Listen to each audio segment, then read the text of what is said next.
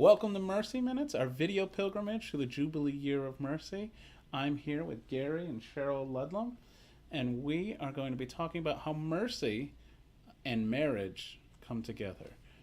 So Gary, Cheryl, welcome. Thank you. Michael. We're happy to be here.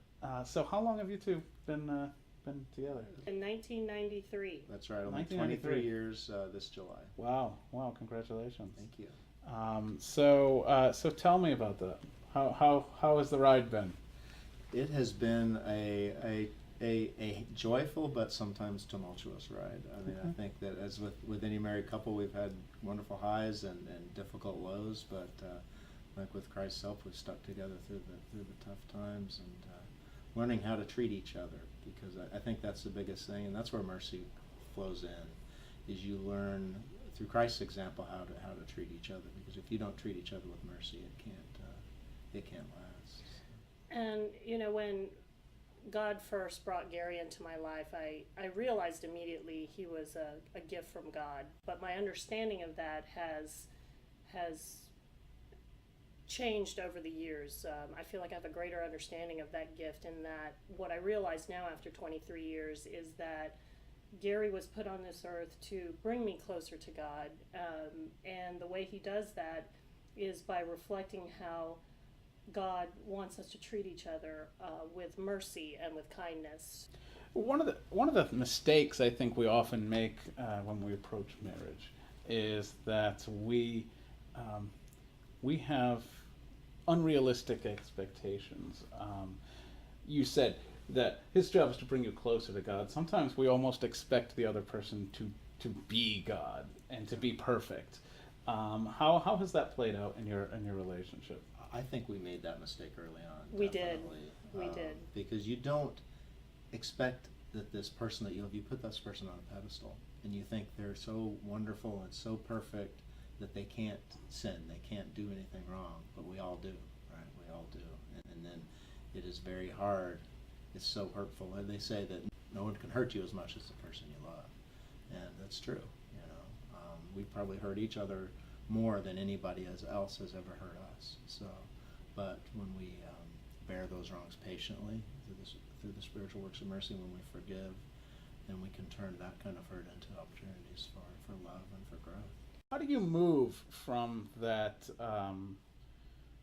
that sense of maybe disappointment or surprise when somebody doesn't always meet your expectations to forgiveness? How do you move from one to the other? Emotions are neither right nor wrong.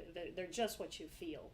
And we often tell others and our children that you have to make the conscious decision to either forgive or love, and then the feelings catch up.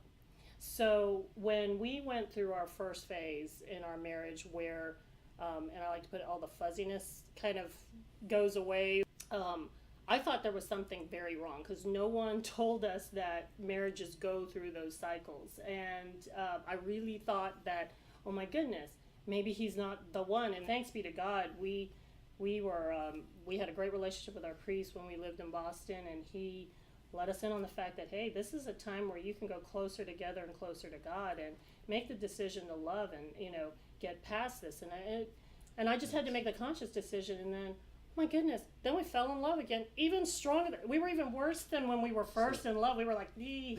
That's the key, is you've got to surround yourselves with people who have the same viewpoint of marriage and who will support you. Now, getting through those initial first few years and the ups and downs of the first few years, how does that strengthen you down the road? We look back on that and we're like, wow, if we accomplished that, if we stuck through those times, we can handle anything. Anything can come at us, and we can defeat it. So it makes you feel God's on your side, and you have faith in each other. You know that, well, if you didn't leave me after what I did that time, you're never going to leave me. Truthfully, we went through 2 or 3 additional very dark times in our marriage, and that initial time of darkness in our marriage prepared us for the future, when we encountered issues in our family and our marriage that we definitely did not predict. How does the experience of mercy expand when you add children to the mix? Oh, wow, yes. They add just about every sort of complication to life that there could possibly be, but every sort of joy. I think you learn the need to give mercy. I mean, the corporal acts of mercy. I mean, you really are clothing the naked.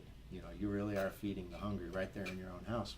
But it's also given me an opportunity, a little small window to what God our Father must feel when we're throwing our tantrums toward, our Father in heaven. And I see my children act in certain ways, and I try to teach them right from wrong. And then I think to myself, wow, I kind of do that too. So it's expanded my understanding of mercy in that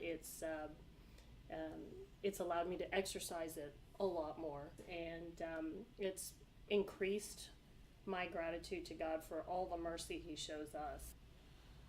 So there's an expression that we often use that charity starts at home, but I think that's true for really all virtues. That and mercy, of course, chiefly among them. How does having a home of mercy, a marriage of mercy, a family life that's filled with merciful love, how does that help you and your children go out into the world and be loving and merciful?